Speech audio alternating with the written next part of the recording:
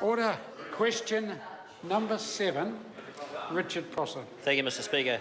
My question is to the Minister for Primary Industries. What further advice does he intend to provide to New Zealand farmers on the government's ongoing response to the invasive pest plant velvet leaf, otherwise known as China jute, butterprint and Indian mallow? Mr Speaker. The Honourable Nathan Guy. MPI is leading a nationally coordinated approach to contain and reduce the geographical spread of this pest and move towards elimination where possible.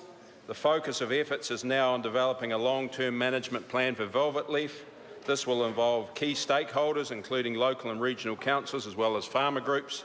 The current advice to farmers who have planted fodder beet seed this season is to check their crops and report any sightings to MPI. A comprehensive farm management plan is now available. Supplementary.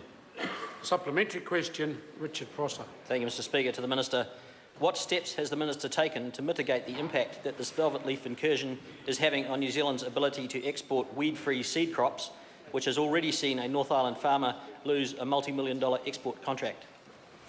The Honourable Nathan Guy. Well, Mr Speaker, if the member was listening, he would have heard in the primary answer what we're doing in terms of the response and providing reliable information through to farmers. What we're also doing since we found this issue here in New Zealand is we've got tough new border inspections at the border. We have actually banned 4 seed lines from coming in from European countries.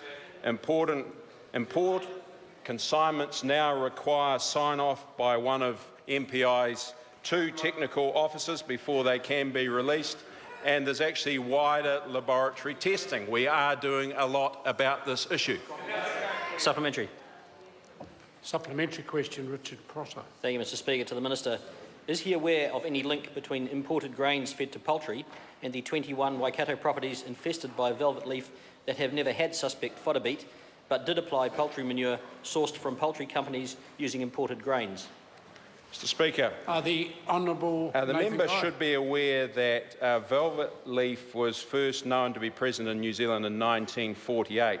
In the regard to his specific question, I am aware of the particular allegations. MPI did a thorough investigation in 2011, and it's highly unlikely that it was the source of the Waikato incursion. Supplementary. Supplementary question, Richard Prosser. Thank you, Mr Speaker. To the Minister, will he revise import standards for animal feed grains which allow prohibited weed seeds to be present, like the 176,000 tonnes imported in 2015 from countries with velvet leaf, an increase of 72% on 2014 volumes? The Honourable Nathan Mr Guy. Speaker, the member would be aware last year that there was an extra $27 million in budget 2015 for biosecurity.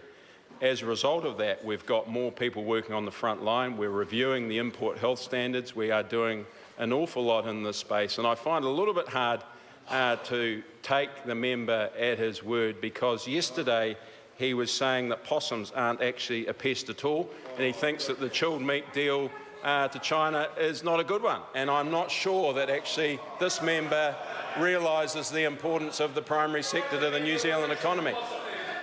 Point of order. Point of order, Richard Prosser. Mr Speaker, I seek leave to table a Waikato Regional Council situation report dated 6th of May outlining the current state of velvet leaf incursion. And where did the member source the document from?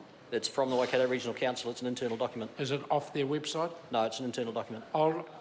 I'll put the leave. Leave us sought to table the Waikato District Council report. Is there any objection? There is none. It can be tabled. Question number 8.